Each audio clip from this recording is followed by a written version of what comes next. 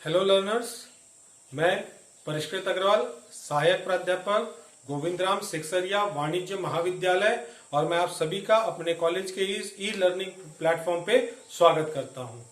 आज हम एक नया क्वेश्चन सॉल्व करने जा रहे हैं हमारे चैप्टर का लिक्विडेशन ऑफ कंपनीज।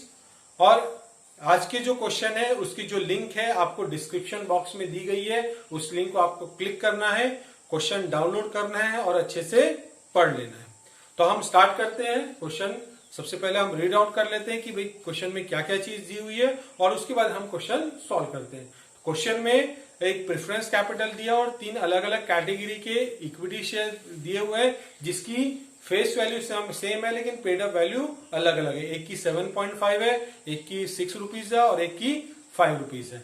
यहाँ पे पूरे एसेट को रियलाइज किया है इंक्लूडिंग मशीनरी और लिक्विडेटर ने उस सारे एसेट को रियलाइज किया ₹4,48,000 में, जिसमें मशीनरी का भी अमाउंट इंक्लूडेड है। कंपनी ने कहीं एक लोन लिया है, लोन की अमाउंट है 50,000 और वो मॉर्टगेज उसने रखा है मशीनरी का। लेकिन यहाँ पे मॉर्टगेज रखने के बाद उस मशीनरी की वैल्यू से सबसे पहले पेमेंट किसको होना चाहिए? सबसे पहले लोन का पेमेंट होना चाहिए, लेकिन हम यहाँ पे देख रहे हैं उस लोन का पेमेंट हम लिक्विडेटर में करेंगे। लिक्विडेशन एक्सपेंसेस गिवन है। यहाँ पे टोटल हमारे पास इंफॉर्मेशन में एक और इंफॉर्मेशन दी हुई है कि टोटल जो क्रेडिटर्स है कंपनी के वो 94,000 है, जिसमें से 5,800 प्रेफरेंशियल क्रेडिटर है। लिक्विडेटर का जो रेम्युनरेशन है वो 2 चीज पे डिपेंडेंट है। पहला, जितना भी उसने एसेट रियलाइज किया उस पे, और दूसरा जितना भी पेमेंट अनसिक्योर्ड क्रेडिटर को हो रहा है इंक्लूडिंग प्रेफरेंशियल क्रेडिटर। तो दोनों को जितना भी पेमेंट होगा उस पे किसका रेम्युनरेशन डिपेंडेंट है? उस पे लिक्विडेटर का रेम्युनरेशन डिपेंडेंट है। अब हम स्टार्ट करते हैं, क्वेश्चन हम सॉल्व करते हैं। तो सबसे पहले हम रिसिप्ट साइड कंप्लीट करते हैं। जो भी पैसा रियलाइज हो रहा है पहले वो लिख लेते हैं। तो हम यहां पे लिख रहे हैं 2 एसेट रियलाइज्ड। एसेट जो रियलाइज है उसकी अमाउंट गिवन है 4,40,000 और इस एसेट में मशीनरी भी इंक्लूडेड है और कोई एसेट की इंफॉर्मेशन नहीं दी हुई है। तो टोटल अगर हम करेंगे तो टोटल हमारा जो पैसा है जिसपे हमको लिक्विड डिफरेंट लायबिलिटीज को पेमेंट करना है वो आया कितना? 4,40,000। अब पेमेंट करना है तो सबसे पहले हम पे करेंगे टुवर्ड्स सिक्योर्ड क्रेडिटर। तो यहां पे हम बोल रहे हैं कि एक मॉर्टगेज लोन है तो लोन को सबसे पहले पेमेंट होगा, तो हम उसको बोल रहे हैं सिक्योर्ड क्रेडिटर। सिक्योर्ड क्रेडिटर हमारा क्या है? लोन है और लोन का अमाउंट कितना है? 50,000 रुपीज। तो टोटल 4,40,000 में हमने 50,000 का पेमेंट कर दिया। हम यहाँ पे मैं यहाँ पे सिंप्लीफिकेशन के लिए अमाउंट लिखते आ रहा हूं। आपको एग्जाम में ऐसा लिखना नहीं है, आपको कैलकुलेट करके रखना है। तो यहाँ पे मैंने लिखा 3,90,000। उसके बाद जो हम बोलते हैं लिक्विडेशन एक्सपेंसेस सबसे पहले पे होता है, तो हम यहाँ पे लिक्विडेशन एक्सपेंसेस का पेमेंट कर रहे हैं। क्वेश्चन में चेक करते हैं, लिक्विडेशन एक्सपेंसेस गिवन है 19,320। माइनस किए तो ये आ रहा है 3,70,680। इसके बाद पेमेंट होता है लिक्विडेटर रेम्यूनरेशन का। लिक्विडेटर रेम्यूनरेशन में सबसे पहला 2% जितना भी उसने एसेट रियलाइज किया है, एसेट रियलाइज किया उसने 4,40,000 का और उसका 2% करेंगे तो ये आगे 8,800 रुपीज। तो 8,800 पे कर दिया। और बी पार्ट डिपेंडेंट है अनसिक्योर्ड क्रेडिटर्स को। तो जितना भी unsecured creditor, total unsecured creditors को पेमेंट होगा इंक्लूडिंग प्रेफरेंशियल क्रेडिटर, उस पे हम कैलकुलेट करेंगे।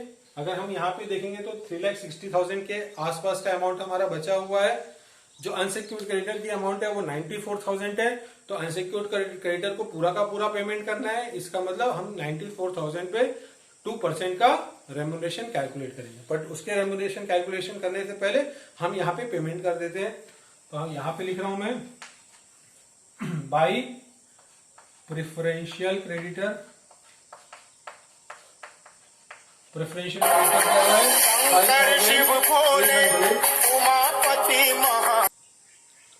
प्रेफरेंशियल क्रेडिटर का जो अमाउंट है वो प्रेफरेंशियल क्रेडिटर का अमाउंट कितना है? प्रेफरेंशियल क्रेडिटर का जो अमाउंट है वो आया 5,800। नेक्स्ट हम यहां लिखते हैं अनसिक्योर्ड क्रेडिटर्स, तो हम यहां पे लिख रहे हैं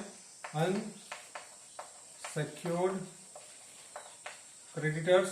तो अनसिक्योर्ड क्रेडिटर कितने हो गए? जो रिमेनिंग बचे वो हो गया 88,200। तो टोटल हमने 94,000 के क्रेडिटर्स का पेमेंट कर दिया। तो यहां पे लिखा हमने 94,000 मल्टीप्लाइड बाय 2%। तो 94,000 का अगर हम 2% निकालेंगे तो वो आ रहा है 18,800, सॉरी 1,880। एक बार चेक कर लेते हैं। 94,000 मल्टीप्लाइड बाय 2%, 1,880। अब इसके बाद हम देखते हैं, हम कैलकुलेट कर लेते हैं कितना पैसा बचा हुआ है। तो यहाँ पे 3,70,680 से हम माइनस करेंगे 8,800, फिर माइनस करेंगे 1,880, फिर माइनस करेंगे 5,800, फिर माइनस करेंगे 88,200। तो ये आ रहा है 2,66,000। ऑर्डर ऑफ पेमेंट के हिसाब से जो नेक्स्ट पेमेंट है वो नेक्स्ट पेमेंट किसको होगा? प्रेफरेंस शेयर होल्डर को पेमेंट होगा। तो हम क्वेश्चन में चेक कर लेते हैं प्रेफरेंस कैपिटल कितना है। क्वेश्चन में दिया हुआ है 20,000 प्रेफरेंस शेयर है और एक शेयर 10 रुपए का है जो फुल्ली पेड अप है। तो टोटल अगर कैलकुलेट करेंगे प्रेफरेंस कैपिटल तो आ गया 20,000 मल्टीप्लाइड बाय 10, तो अमाउंट आया 2 लाख रुपीज। प्रेफरेंस कैपिटल कितने का है? 2 लाख रुपए का। हमारे पास पैसा कितना बचा है? 2,66,000 का। दोनों को माइनस किए तो दोनों को हम ये देख रहे हैं कि पैसा ज्यादा है, पेमेंट कम करना है। इस कंडीशन पे हम प्रेफरेंस कैपिटल क्या करेंगे? पूरा का पूरा पे कर देंगे। तो हम यहां पे लिख रहे हैं बाई प्रेफरेंस शेयर होल्डर। उसका कैपिटल कितना आया? 2 लाख रुपए आया। 2 लाख पूरा का पूरा पे कर दिए तो बचा कितना? 66,000। अब नेक्स्ट अगर हम आते हैं तो ऑर्डर ऑफ, अब हम यहाँ पे इसके बाद किसको पेमेंट करेंगे? इक्विटी शेयर होल्डर को पेमेंट करेंगे। लेकिन यहाँ पे आपको क्या याद रखना है? There are 3 category of equity share. एक पे 7.5 रुपए पे हुआ है, एक पे 6 रुपए पे हुआ और एक पे 5 रुपए पे हुआ है। तो अब यहाँ पे हमको कौन से टाइप के शेयर होल्डर को कितना पे करना है, तो उसके लिए हम क्या कैलकुलेशन करेंगे? डेफिशिएंसी का कैलकुलेशन करेंगे। तो हम अब डेफिशिएंसी का कैलकुलेशन करते हैं। तो सबसे पहले हम यहाँ पे लिख रहे हैं कैटेगरी ए इक्विटी कैपिटल जो है। तो यहाँ पे दिया हुआ है टोटल कैटेगरी ए या क्लास ए जो शेयर्स हैं वो है टोटल कितने? 20,000 शेयर्स हैं और 7.5 रुपए का पेड अप वैल्यू है। तो हम यहाँ लिख लेते हैं 20,000 मल्टीप्लाइड बाय 7.50, तो ये आ गया 1,50,000। हम क्लास बी की बात करेंगे तो यहाँ पे जो इक्विटी कैपिटल है वो इक्विटी कैपिटल है टोटल 16,000 और उसका पेड अप वैल्यू कितना है? 6 है। तो ये आ गया कितना? 96,000। और जो सी क्लास का इक्विटी शेयर है वो है टोटल 14,000 और उसकी पेड अप वैल्यू कितनी है? 5 है। 14,000 मल्टीप्लाइड बाय 5, तो ये आ गया कितना? 70,000। हमने टोटल किया तो ये आ रहा है आपका 1,50,000 प्लस 96,000 प्लस 70,000, तो ये आ गया 3,16,000 माइनस अमाउंट अवेलेबल। अमाउंट हमारे पास कितना बचा हुआ है अभी? 66,000। तो हमने यहाँ लिखा 66,000 माइनस किया तो ये हमारे पास जो बच गया वो आ गया 2,50,000। तो डेफिशिएंसी कितनी आई? डेफिशिएंसी आई 2.5 लाख रुपए। तो डेफिशिएंसी पर शेयर निकाल लेते हैं। डेफिशिएंसी पर share it is equal to 2,50,000 divided by 5, तो ये आ गया ₹5 पर शेयर। तो यहाँ पे जो डेफिशिएंसी आई वो कितनी आई, एक शेयर पे 5 रुपए पे नहीं करना है। तो यहाँ पे जो क्लास की इक्विटी शेयर है जिसकी पेड अप वैल्यू 5 है उसको कोई भी पेमेंट होने वाला नहीं है।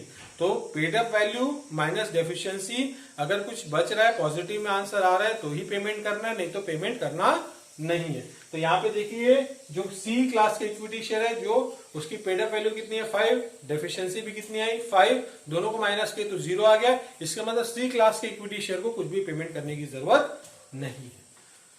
अब आते हैं यहाँ पे by class a equity shares. तो यहाँ पे ए पेड अप वैल्यू कितनी है, ए क्लास के इक्विटी शेयर की 7.5 रुपए और डेफिशिएंसी कितनी है 5 रुपीज। तो बचा कितना 2.5 multiplied by number of equity share कितना है 20,000।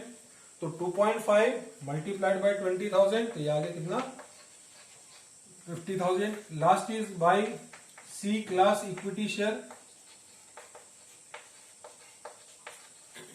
सी क्लास इक्विटी शेयर की पेड अप वैल्यू कितनी है सी, डेफिशिएंसी कितनी है 5, तो बचा कितना 1 रुपए multiplied by number of equity share कितना है 16,000।